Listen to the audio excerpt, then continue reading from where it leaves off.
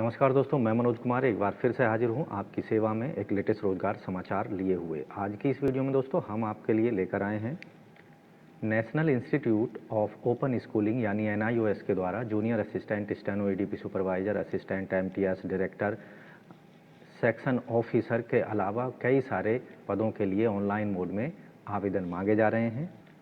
तो दोस्तों पदों से संबंधित हर जानकारी यहाँ पर मिलने वाली है स्टेप वाइज, इसलिए वीडियो को शुरू से अंत तक जरूर देखें। वीडियो अच्छी लगे तो एक लाइक जरूर कर दें, अपने दोस्तों में शेयर कर दें। पहली बार चैनल पर आएँ तो चैनल को सब्सक्राइब करके बेल आइकन को जरूर दबा दें, जिससे आने वाले लेटेस्ट रोजगार समाचार आपको रोजाना मिलते रहेंगे। चलिए शुरू करते हैं। दोस्तों आगे बढ़ने से पहले चैनल को सब्सक्राइब कर लें और बेल आइकन को जरूर दबा दें। आओ शुरुआत करें नए कल की। दोस्तों हम पहुंच चुके हैं NIOS की वेबसाइट nios.ac.in पर। यहाँ आप देखेंगे नीचे की साइड में आएंगे तो वैकेंसी का एक ऑप्शन दिया गया है, इस पर आपको क्लिक कर देना है। यहाँ जैसे ही क्लिक करेंगे तो आपके सामने कुछ इस तरह का पेज ओपन होगा। यहाँ इंडिकेटिव नोटिफिकेशन दिया गया है ग्रुप ABC पदों से संबंधित। रिक्रूटमेंट रूल्स यहाँ पर आपको दिखाई देंगे, सिलेबस और ऑनलाइन आवेदन का लिंक यहाँ पर दिया गया है। तो यहाँ संबंधित जो एडवर्टाइजमेंट है वो हमने डाउनलोड किया हुआ है। National institute of open schooling NIOS, जो कि लार्जेस्ट ओपन स्कूलिंग सिस्टम है वर्ल्ड का, serving through more than 6000 study centre across the country. Indicative ये वैकेंसी नोटिफिकेशन जारी किया गया NIOS के द्वारा। केवल ऑनलाइन मोड में एलिजिबल कैंडिडेट से ग्रुप A, B और C पदों के लिए आवेदन मांगे जा रहे हैं। ग्रुप A के जो पद हैं डिप्टी डायरेक्टर, ग्रुप लेवल 12 में यहाँ एक पद है जनरल कैंडिडेट के PWD वर्ग के लिए। डिप्टी डायरेक्टर एकेडमिक लेवल 12 में एक पद है SC कैंडिडेट्स के लिए। असिस्टेंट डायरेक्टर लेवल 11 में 2 पद हैं। अनरिजर्व एक EWS, दोनों ही PWD वर्ग के कैंडिडेट के लिए हैं। एकेडमिक ऑफिसर लेवल 10 के अंतर्गत 4 पद हैं। डायरेक्ट EWS 1, OBC 1, अनरिजर्व 1 और SC कैंडिडेट्स के लिए एक पद है। सेक्शन ऑफिसर लेवल 7 में 2 पद हैं, एक अनरिजर्व एक EWS का। पब्लिक रिलेशन ऑफिसर लेवल 7 में एक पद है अनरिजर्व कैंडिडेट्स के लिए। EDP सुपरवाइजर के यहाँ देखेंगे लेवल 6 में 21 पद हैं। डायरेक्ट रिक्रूटमेंट में अनरिजर्व के 7, EWS के 5, OBC के 6, SC के 2, ST का 1 है। ग्राफिक आर्टिस्ट लेवल 6 में एक पद है अनरिजर्व PWD वर्ग के कैंडिडेट्स के लिए। जूनियर इंजीनियर इलेक्ट्रिकल के लेवल 6 में एक पद है अनरिजर्व कैंडिडेट का। ग्रुप C के जो पद हैं असिस्टेंट पे लेवल 4 में 4 पद हैं, 3 अनरिजर्व के, एक EWS का है। स्टेनोग्राफर लेवल 4 में 3 पद हैं, एक SC, एक ST और एक ST और एक अनरिजर्व, एक OBC का। जूनियर असिस्टेंट लेवल 2 में 10 पद हैं डायरेक्ट के, अनरिजर्व के 4, OBC 3, SC 2, ST 1। Multitasking staff MTS के 11 पद हैं, अनरिजर्व के 4, OBC के 4, EWS का 1, SC ST का एक पद है। अब बात करते हैं पोस्ट वाइज यहाँ पर आयु सीमा की और क्वालिफिकेशन की, एक्सपीरियंस की। तो deputy director capacity building cell के अंतर्गत अधिकतम आयु सीमा 50 साल होनी चाहिए। आवेदक ने मास्टर डिग्री 2nd क्लास में हासिल की हो और ऑफिसर्स ऐसे कैंडिडेट जो कि लेवल 12 में काम किया हो जिन्होंने, या फिर 5 साल का रेगुलर सर्विस दी हो लेवल 11 में किसी भी सेंट्रल, स्टेट या ऑटोनोमस ऑर्गेनाइजेशन, यूनिवर्सिटी बोर्ड के अंतर्गत। इसके साथ यहाँ पर 3 साल का एक्सपीरियंस मांगा गया है। Organizing training program, seminar, workshop से related working knowledge Hindi, English का और कंप्यूटर ऑपरेशंस का होना चाहिए। इसी तरह डिप्टी डायरेक्टर एकेडमिक के लिए अधिकतम आयु सीमा 42 साल, 2nd क्लास मास्टर डिग्री 55% अंकों के साथ में, 5 साल का रेगुलर सर्विस पे लेवल 11 में, या फिर यहाँ आप देखेंगे 10 साल की रेगुलर सर्विस पे लेवल 10 में की हो। इसके साथ साथ यहाँ पर वर्किंग नॉलेज कंप्यूटर ऑपरेशंस की और experience organisation of seminar, conference, orientation programme का होना चाहिए। वर्किंग नॉलेज हिंदी, इंग्लिश की होनी चाहिए। असिस्टेंट डायरेक्टर एडमिनिस्ट्रेशन अधिकतम आयु सीमा 37 साल, कम से कम 2nd क्लास में बैचलर डिग्री होनी चाहिए और 5 साल का रेगुलर सर्विस की हो 5400 के ग्रेड पे में, या फिर 8 साल की कंटिन्यूस रेगुलर सर्विस की हो पे लेवल 4600 में। यहाँ तीसरी कंडीशन ऑर्गेनाइजेशन करने का एक्सपीरियंस, सेमिनार, कॉन्फ्रेंस, लाइसन करने का गवर्नमेंट नॉन गवर्नमेंट एजेंसी के अंतर्गत। वर्किंग नॉलेज हिंदी, इंग्लिश और कंप्यूटर ऑपरेशंस की होनी चाहिए। एकेडमिक ऑफिसर पैरामेडिकल कोर्सेज के लिए अधिकतम आयु सीमा 37 साल। मास्टर डिग्री 55% अंकों के साथ में। वर्किंग नॉलेज हिंदी, इंग्लिश और कंप्यूटर ऑपरेशंस की होनी चाहिए। एकेडमिक ऑफिसर टीचर एजुकेशन के लिए आयु सीमा अधिकतम 37 साल, मास्टर डिग्री 55% अंकों के साथ में। अन्य सभी कंडीशन पूर्ववत हैं। एकेडमिक डायरेक्टर, यहाँ पर भी जो एजुकेशनल क्वालिफिकेशन रखी गई है वो पहली पदों के समान है। एकेडमिक ऑफिसर कंप्यूटर साइंस के लिए 37 साल अधिकतम आयु सीमा, मास्टर डिग्री 55% अंकों के साथ में। अन्य जो कंडीशंस हैं वो पूरी तरह से पहले पदों के समान हैं। सेक्शन ऑफिसर अधिकतम आयु सीमा 37 साल, सेकंड क्लास ग्रेजुएशन की डिग्री, 5 साल का रेगुलर सर्विस, पे लेवल 6 के अंतर्गत, ग्रेड पे 4200 में, या फिर 10 साल की रेगुलर सर्विस पे ग्रेड पे 2400 के अंतर्गत की होनी चाहिए। साथ ही आवेदक को administration, conduct of examination, organisation seminar, conference experience होना चाहिए। हैंडलिंग स्टूडेंट सपोर्ट सर्विसेज का नॉलेज होनी चाहिए। Central government office rules procedures की, और नॉलेज होना चाहिए कंप्यूटर ऑपरेशंस का। इसके साथ ही यहाँ पर पब्लिक रिलेशन ऑफिसर पीआरओ के पदों के लिए अधिकतम आयु सीमा 37 साल, सेकंड क्लास मास्टर डिग्री, कम से कम 55% मार्क्स के साथ में मास्टर डिग्री होनी चाहिए।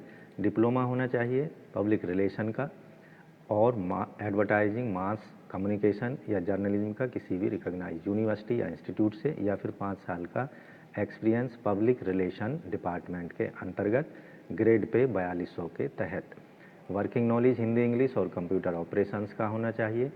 इसके साथ ही ईडीपी सुपरवाइजर अधिकतम आयु सीमा 37 साल, बैचलर डिग्री होनी चाहिए किसी भी रिकॉग्नाइज यूनिवर्सिटी से। इसके साथ ही post graduate diploma computer application या हार्डवेयर इंजीनियरिंग का होना चाहिए। 3 साल का एक्सपीरियंस प्रोग्रामिंग और सिस्टम डेवलपमेंट का होना चाहिए रिप्यूटेड बिग फर्म के अंतर्गत, या फिर ऐसे officer central government autonomous body research institute के अंतर्गत होने चाहिए जिन्होंने रेगुलर सर्विस 10 साल की दी हो, पे लेवल 4 में, पे ग्रेड पे 2400 के अंतर्गत, या फिर 6 साल की रेगुलर सर्विस की हो, पे लेवल 5 में, ग्रेड पे 2800 के अंतर्गत। ग्राफिक आर्टिस्ट अधिकतम आयु सीमा 37 साल, सेकंड क्लास ग्रेजुएशन डिग्री, इसके साथ ही डिप्लोमा फाइन आर्ट में और सर्टिफिकेट मल्टीमीडिया का होना चाहिए किसी भी रिप्यूटेड इंस्टीट्यूट का। प्रोफिशिएंसी कंप्यूटर एनिमेशन और प्रिपरेशन ऑफ मल्टीमीडिया पैकेजेस की। वर्किंग नॉलेज हिंदी, इंग्लिश की होनी चाहिए।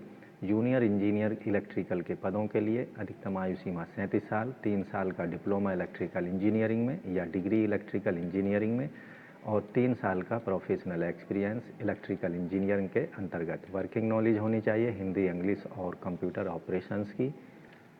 असिस्टेंट के पदों के लिए अधिकतम आयु सीमा रखी गई है 27 साल। आवेदक ने 12th क्लास पास की हो। Proficiency office procedures, noting drafting, knowledge of government rules and regulations, working knowledge computer की, और की डिप्रेशन या 8000 की डिप्रेशन पर आवर की स्पीड होनी चाहिए कंप्यूटर पर। वर्किंग नॉलेज होनी चाहिए हिंदी, इंग्लिश की। स्टेनोग्राफर के पदों के लिए 27 साल अधिकतम आयु सीमा, 12th क्लास पास होना चाहिए आवेदक को। सर्टिफिकेट या डिप्लोमा होना चाहिए सेक्टरेट प्रैक्टिस का, और स्पीड होनी चाहिए शॉर्ट हैंड की इंग्लिश या हिंदी 80 वर्ड पर मिनट की। कंप्यूटर पर की डिप्रेशन जो स्पीड है 8000 की डिप्रेशन पर आवर की होनी चाहिए। डिजायरेबल 3 साल का एक्सपीरियंस स्टेनोग्राफर के रूप में होना चाहिए। जूनियर असिस्टेंट आयु सीमा अधिकतम 27 साल, 12th क्लास पास होना चाहिए आवेदक को। वर्किंग नॉलेज होनी चाहिए कंप्यूटर की, और कंप्यूटर पर जो स्पीड है की डिप्रेशन की 6000 की डिप्रेशन पर आवर होनी चाहिए। वर्किंग नॉलेज हिंदी, इंग्लिश की होनी चाहिए। इसके साथ ही मल्टीटास्किंग स्टाफ एमटीएस के पदों के लिए अधिकतम आयु सीमा 27 साल, और आवेदक 5वीं पास होना चाहिए। तो दोस्तों, पदों से संबंधित अन्य सभी जर्नल इंस्ट्रक्शंस के लिए डिटेल में एडवर्टाइजमेंट को ज़रूर देखें। सिलेबस के लिए आप NIOS की वेबसाइट पर सिलेबस के लिंक का इस्तेमाल करके डिटेल सिलेबस देख सकते हैं, उसके अकॉर्डिंग अपनी प्रिपरेशन को तैयार कर सकते हैं। ऑनलाइन आवेदन करने के लिए nios.cbt-exam.in पर जाकर या फिर nios.ac.in पर जाकर आप ऑनलाइन मोड में आवेदन कर सकते हैं। किसी अन्य माध्यम से भेजे गए एप्लीकेशन फॉर्म को पूरी तरह से रिजेक्ट कर दिया जाएगा। कोई भी हार्ड कॉपी एप्लीकेशन फॉर्म के साथ में भेजने की आवश्यकता नहीं है। ऑनलाइन एप्लीकेशन फॉर्म 21 दिसंबर रात के 12 बजे तक सबमिट किए जा सकते हैं। अपनी फ़ीस को पेमेंट कर सकते हैं। इन पदों के लिए जो फ़ीस पेमेंट करनी है वो पूरी तरह नॉन रिफंडेबल होगी। ग्रुप ए के लिए अनरिजर्व्ड ओबीसी को 1500 रुपये, ग्रुप बी के लिए बी और सी के लिए अनरिजर्व्ड ओबीसी को 1200 रुपये, ग्रुप ए के लिए SC ST EWS को 750 रुपये और ग्रुप बी के लिए SC ST को 750 रुपये और ग्रुप बी एंड सी के लिए EWS को 600 रुपये और ग्रुप सी के लिए SC ST को 500 रुपये फ़ीस पेमेंट करनी है। केवल ऑनलाइन मोड में credit card, debit card, net banking या UPI का प्रयोग करके। अधिकतम आयु सीमा में SC ST को 5 साल, OBC NCL को 3 साल। ऐसे कैंडिडेट जिन्होंने 3 साल तक की regular government, central government, state government में सर्विस की है 5 साल तक की छूट मिलेगी। पर्सन विद डिसेबिलिटीज को 10 साल तक की छूट होगी। डोमिसाइल ऑफ जम्मू कश्मीर को 5 साल तक की छूट दी जाएगी। एक्स सर्विसमैन को अधिकतम 3 साल तक की अधिकतम आयु सीमा में छूट दी जाएगी। तो यहाँ मोड ऑफ सिलेक्शन चयन प्रक्रिया की बात कर लेते हैं। सभी पदों के लिए जो चयन प्रक्रिया होगी या शॉर्ट लिस्टिंग होगी कैंडिडेट्स की, वो रिटन एग्जामिनेशन के आधार पर की जाएगी, जो कि सभी पदों के लिए रिटन एग्जामिनेशन कंडक्ट कराया जाएगा, जो कि कंप्यूटर बेस्ड टेस्ट होगा। इसके साथ ही लेवल 7 से 12 तक के पदों के लिए इंटरव्यू कंडक्ट किया जाएगा। जो कैंडिडेट रिटन एग्जामिनेशन को बीट कर लेंगे उनको इंटरव्यू के लिए कॉल किया जाएगा। इंटरव्यू के लिए 20% अंक वेटेज दिया जाएगा, जबकि रिटन एग्जामिनेशन के लिए 80% अंक या वेटेज शामिल किया जाएगा। उसके आधार पर एक फाइनल मेरिट लिस्ट तैयार की जाएगी।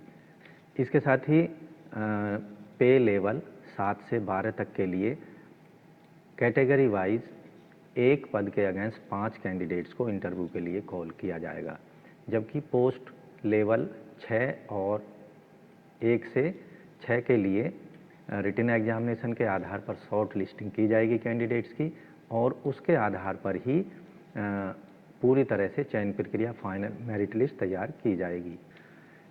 इन पदों के लिए कोई भी इंटरव्यू कंडक्ट नहीं किया जाएगा, जबकि पोस्ट कोड लेवल 2 और 4 के लिए रिटन एग्जामिनेशन कंडक्ट कराया जाएगा। जो कैंडिडेट CBT या ऑनलाइन रिटन एग्जामिनेशन को क्वालिफाई कर लेंगे उनको स्किल टेस्ट के लिए बुलाया जाएगा।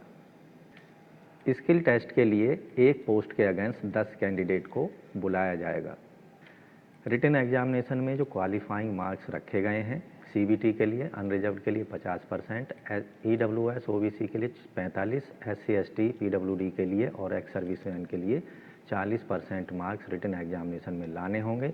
यहाँ नेगेटिव मार्किंग भी होगी। हर गलत उत्तर के लिए 1/4 यानी 0.25 मार्क्स यहाँ पर काट लिए जाएंगे। तो दोस्तों, अन्य सभी डिटेल इंस्ट्रक्शंस के लिए डिटेल में एडवर्टाइजमेंट को ज़रूर पढ़ लें। ऑनलाइन एप्लीकेशन फॉर्म सबमिट करने के लिए, ऑनलाइन अप्लाई करने के लिए आपको जाना होगा NIOS की वेबसाइट पर और दिए गए अप्लाई ऑनलाइन पर क्लिक कर देना है। यहाँ आपके सामने एक नया पेज ओपन होगा। तो यहाँ पर रजिस्ट्रेशन का एक ऑप्शन ऊपर दिया गया है और एक ऑप्शन नीचे दिया गया है। इसका इस्तेमाल करना है रजिस्टर करने के लिए। रजिस्टर करने के लिए आपको अपना ईमेल देना होगा, मोबाइल नंबर देना होगा, कैंडिडेट्स का नाम देना होगा और यहाँ पर आपको अपनी नेशनलिटी इंडियन सेलेक्ट कर लेना है। दिए गए कैप्चा को यहाँ पर भर देना है और रजिस्टर पर क्लिक कर देना है। इससे आपके पास में एक रजिस्ट्रेशन नंबर और पासवर्ड भेज दिया जाएगा NIOS के द्वारा। उसका इस्तेमाल करके आप लॉगिन करना है और लॉगिन करने के बाद में डिटेल एप्लीकेशन फॉर्म को कंप्लीट कर देना है।